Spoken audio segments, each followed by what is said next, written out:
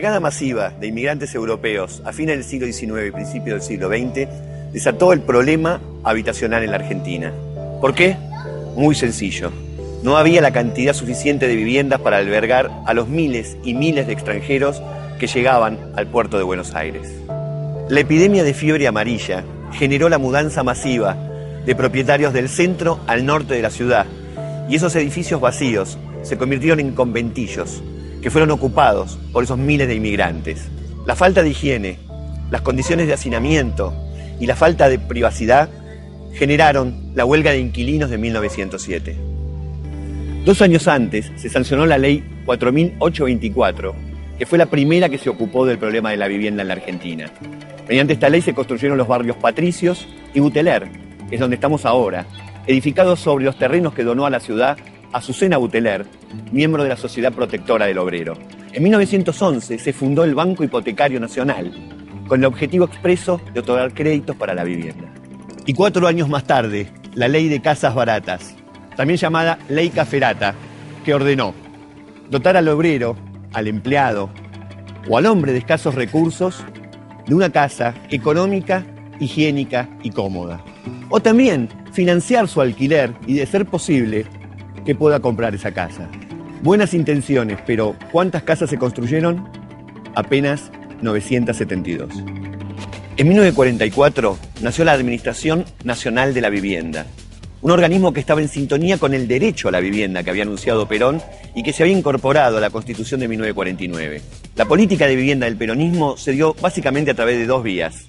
La directa, que es la construcción de casas, y la indirecta, que es el otorgamiento de créditos. El Plan Quinquenal de 1947 estableció que el objetivo fundamental de la nación en materia de vivienda era proporcionar a la población laboriosa una casa adecuada, higiénica y económica. Las palabras no se quedaron solas, fueron acompañadas por hechos porque se construyeron 400.000 viviendas. El Estado promovió y garantizó que la clase trabajadora tuviera su casa propia. La arquitectura en este primer periodo peronista se dividió en 2 estilos claramente definidos.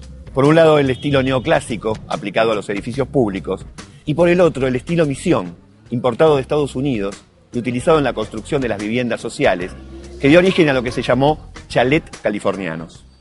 Inspirado en las construcciones indígenas que levantaron los españoles en tiempos de la colonia, el estilo chalet californiano fue un intento del peronismo por rescatar la identidad hispánica y nacional argentina. De alguna manera terminó conformando la identidad arquitectónica peronista y se aplicó en otras regiones del país, como Córdoba, con su complejo Embalse Río Tercero, o en Mar del Plata, con la red de hoteles de Chapadmalal. Como es lógico, el golpe de Estado de 1955 interrumpió estas políticas. El gobierno de Arturo Illia implementó el Plan Federal de las Viviendas, cuyas obras más destacadas son el conjunto urbano Luis Piedrabuena y el conjunto urbano Lugano 1 y 2. Entre 1969 y 1972 se impulsó el Plan BEA, Viviendas Económicas Argentinas, que construyó 33.356 viviendas, de donde surgieron complejos habitacionales como Ciudadela 1 y 2, o el complejo Villa Soldati, o incluso en algunas provincias como Río Negro, Santiago del Estero y Santa Fe, barrios similares. El Plan 17 de Octubre, que funcionó entre 1973 y 1976, construyó 102.000 viviendas y luego otras 3.800, pero fue renombrado Plan 25 de Mayo. Entre 1976 y 1978, el Plan Eva Perón construyó 68.000 viviendas, aunque luego la dictadura lo renombró Plan Islas Malvinas.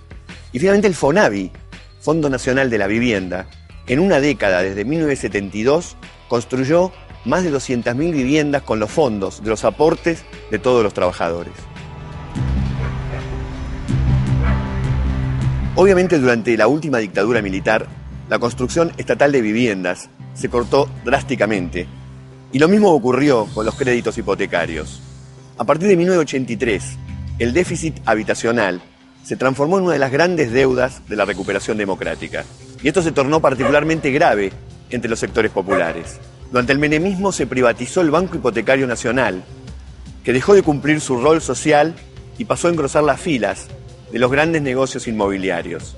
Hay que remontarse en la historia a la época de la posguerra, ya por la década del 50, para encontrar un plan estatal de construcción de viviendas de las dimensiones y las pretensiones del Plan Procrear.